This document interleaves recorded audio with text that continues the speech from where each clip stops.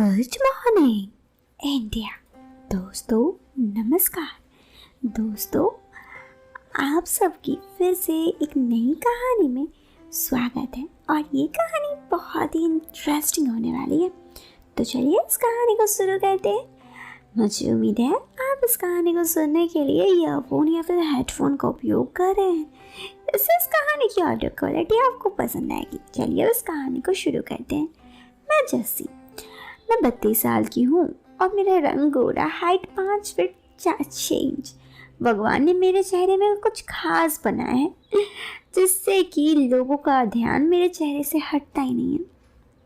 खैर आज की कहानी ना बहुत ही इंटरेस्टिंग है। कहानी शुरू करने से पहले मैं आपको अपने बारे में और सभी के बारे में थोड़ा बता देती हूँ।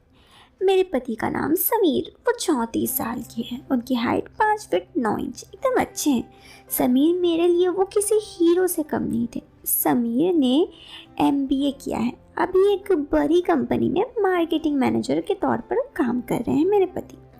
मेरे पति के 2 भाई, बड़े भाई शेखर जिनकी उम्र 36 साल, उनकी हाइट 5 फीट 10 इंच। उन्होंने खुद को बड़े ही मेंटेन करके रखा है। शेखर भैया CA हैं और उनकी खुद की कंपनी एक कंसल्टेंसी फर्म है। और जेठ जी की पत्नी श्रेया यानी मेरी जेठानी, जिन्हें मैं भाभी कहकर बुलाती हूँ, उनकी उम्र 34 साल है। वो भी देखने में काफ़ी खूबसूरत है। श्वेता भाभी हाउसवाइफ है और उनका बेबी भी है।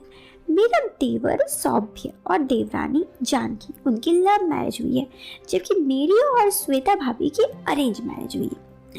अब मैं आपको अपने बारे में बता तो चुकी हूँ, अब बताती हूँ हुआ क्या है। ये घटना आज से करीब 2 साल पहले की है। मेरी जेठानी श्वेता भाभी प्रेग्नेंट थी। उनका 6वां महीना चल रहा था और इसलिए वो मायके चली गई। मेरे पति काम के सिलसिले में 15 दिन के लिए ऑस्ट्रेलिया गिरे हुए थे और मेरे देवर देवरानी दोनों लंदन में प्रैक्टिस के लिए गए हुए थे। मतलब ये घटना 5-6 दिन पहले से मेरे घर में सिर्फ मैं और जेठ जी थे। यहाँ मैं आपको अपने घर का माहौल भी बताना चाहूँगी ताकि आप लोग हालत से समझ सकें। जैसे कि मैंने आप सबको पहले ही बताया, मैं अपने जेठ जी के ऑफिस में उनके कामों में मदद करती हूँ। इन वजह से मैं उनके साथ काफ़ी टाइम व्यतीत करती हूँ। मेरा ये कहना गलत नहीं होगा कि 24 में 12 घंटे तो मैं उनके साथ ही होती हूँ। हम सब मतलब मेरे पति, जेठ जी, जेठानी, देवर, देवरानी और मैं, जब सब घर में साथ होते हैं तो हम सब के बीच बहुत मस्ती मजाक वगैरह चलते रहती हैं। हमारी फैमिली काफ़ी खुले विचारों की है। कभी कभार ऑफिस के काम के दौरान मेरी उनसे काफ़ी बातचीत होती है और मुझे कहीं ना कहीं शेखर जी बहुत पसंद भी आ जाते हैं। अनजाने में ही मैं उन्हें पसंद करने लगी थी। मुझे ये सब शायद गलती हो गई। मैं उन बातों पर फिर ज़्यादा ध्यान नहीं दी। सच कहूँ दोस्तों, इतना टाइम साथ में रहने से, साथ में काम करने से दिल में एक सॉफ्ट कॉर्नर बन ही जाता है। वो कहते हैं ना कि जब एक दूसरे से कोई एक साथ समय बिताते हैं तो उनके मन में सामने वाले के प्रति कुछ ना कुछ फीलिंग्स तो आती है। यही सब कुछ मेरे साथ भी हुआ। अब शेखर जी का हाल ये मुझे नहीं पता। शेखर हमेशा की तरह ही उनके मन में क्या चलता है मैं समझ नहीं पाई। ना कभी जेठ जी की ऐसी वैसी हरकत थी जिससे मैं कुछ समझती, और ना कभी मेरे मन में शेखर के साथ ऐसा कुछ करने का ख्याल आया। इस कारण ये हुआ कि हम दोनों आपस में बस एक विकल्प मौजूद था। मेरे पति जब भी घर पर होते तो ऐसे मैं उनके साथ बहुत खुश रहती, तो कभी कभार थोड़ी बहुत नोक झोंक वगैरह हो ही जाती। श्वेता भाभी से बातचीत चलता कि जेठ जी का भी वही हाल होता। मतलब ये सब हमारी लाइफ बहुत ही नॉर्मल चल रही थी। इस समय यही अगस्त सितंबर का महीना था। श्वेता भाभी के मायके गए हुए 15-20 दिन हो चुके थे और मेरे पति को ऑस्ट्रेलिया गए हुए 5-6 दिन। मैं दिन तो आराम से कट रहा था, पर फिर जब अंधेरा होता, अकेली होती तो मेरे पति की बहुत याद होती। और याद तो होता ही, खैर फ़ोन पर उनसे बात कर लेती। मैं ऑफिस से थोड़ी जल्दी चली आती क्योंकि मुझे खाना बनाना होता। घर पहुंचकर कामों के बीच अपने पति से बातें करती। जिनकी ज़िंदगी में किसी बात का टेंशन ना हो, सब कुछ अच्छा चल रहा हो, तो वो अपने पति पत्नी से बातचीत तो करते हैं, वैसे हम भी करते। मेरा भी कुछ हाल ही था। और ऐसे ही एक दिन की बात है, उस दिन मैं ऑफिस से जल्दी निकल गई, पर रास्ते में अचानक बारिश हो गई और मैं भीग गई। घर पहुंचकर मैंने तुरंत कपड़े बदले और जल्दी जल्दी श्वेता भाभी की नाइटी पहन ली। जल्दी जल्दी कहो या जानबूझकर, क्योंकि मुझे पता था भाभी 4-5 महीने तो आने वाली है नहीं, और कौन सा रोज उनकी नाइटी पहनने वाली हूँ। ये तो बस सामने दिख गई तो पहन ली। मैं अपने कामों में लग गई। कामों के दौरान पति से बात ही हो रही थी, क्योंकि उस दिन मेरे पति भी फ्री थे। मैं जैसे तैसे अपने काम खत्म करके घड़ी की तरफ देखी तो 10 बजने वाले थे, मतलब शेखर जी के आने का समय हो गया, पर अभी तक खाना नहीं बन पाया था। मैं फटाफट खाना बनाने लगी।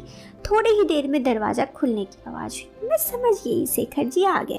मुझे मालूम था उनके आने के बाद सीधा अपने बेडरूम में चले जाते हैं, फिर फ्रेश होकर हॉल में बैठकर टीवी देखते हैं, इसलिए मैं और जल्दी करने लगी। अब 5-7 मिनट ही बीता होगा और रोटी बनाने लगी थी। इतने में किसी ने कोई पीछे से आया। मैं तो चौंक गई, कौन था? मैं कुछ बोली और उन्होंने मुझे अपनी तरफ घुमा लिया। आवाज़ से ही समझ गई शेखर जी से।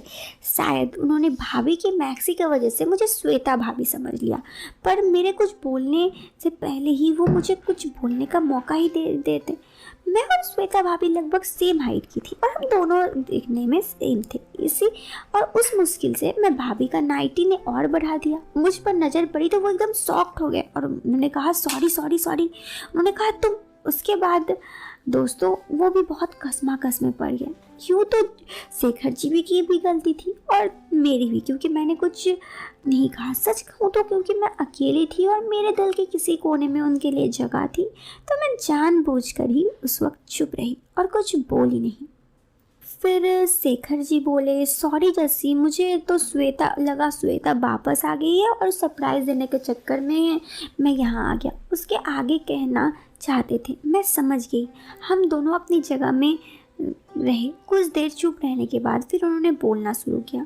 शेखर जी बोले आज की बात हुई थी मेरी श्वेता से। उसने बोला था कि आज वो मुझे सरप्राइज़ देगी और पीछे से तुम्हें देखा तो मुझे लगा कि यहाँ आकर मुझे सरप्राइज़ देने वाली है, इसलिए मैं पीछे से तुम्हें सरप्राइज़ देने आ गया। अभी शेखर जी बोल ही रहे थे, इतनी ज़ोरदार चमक की आवाज़ हुई और आसमान से बिजली कड़की। मैं बहुत डर गई। मैं कुछ समझाती और मैं खुद को संभाली तो और 2-3 बार और ज़ोर से बिजली कड़की। मैं बहुत डर गई। हर आवाज़ और चमक मेरी जैसे पकड़ मजबूत होते जा रही थी। मुझे डर भी लग रहा था। मुझे बिजली से और बिजली की आवाज़ से बहुत डर लगता था। फिर मैं उस रात को ऐसे ही जाने नहीं देना चाहती थी, इसलिए मैं भी उनके वहीं पर खो गई उनके साथ। दोस्तों आप लोगों को बताना चाहूँगी कि मेरे पति और श्वेता भाभी के बीच भी रिलेशनशिप था। ये बात मुझे मेरे पति ने शादी से पहले ही बता दिया था। शादी के बाद श्वेता भाभी से भी पता चला कि मतलब शेखर जी भी ये सब बात जानते थे। अब इन सब चीज़ों से मेरा भी नज़रिया शेखर जी से बदल चुका था और क्योंकि मैं उनके साथ रहती थी इसीलिए ज़्यादातर तो मैं उनकी तरफ बढ़ गई। और सच कहूँ तो मुझे उनके साथ इस तरह वक्त बिताना काफ़ी अच्छा लगा। और उसके बाद जब तक श्वेता भाभी नहीं रही हमेशा मैं जेठ जी के साथ क्वालिटी टाइम स्पेंड करती। कुछ दिन बाद मेरे पति आ गए, लेकिन जब मेरे पति नहीं रहते तो मैं शेखर जी के साथ टाइम स्पेंड करती। दोस्तों कहानी तो ख़त्म हो गई। तो कैसी लगी आपको कहानी ज़रूर बताना कमेंट बॉक्स पे। वीडियो के पसंद आने पर आप इस वीडियो को लाइक कर सकते हैं और चैनल पे पहली बार आए हैं तो सब्सक्राइब जरूर करना। मिलते हैं फिर एक नए वीडियो में एक नए और इंटरेस्टिंग टॉपिक के साथ। Till then bye bye, take care, bye.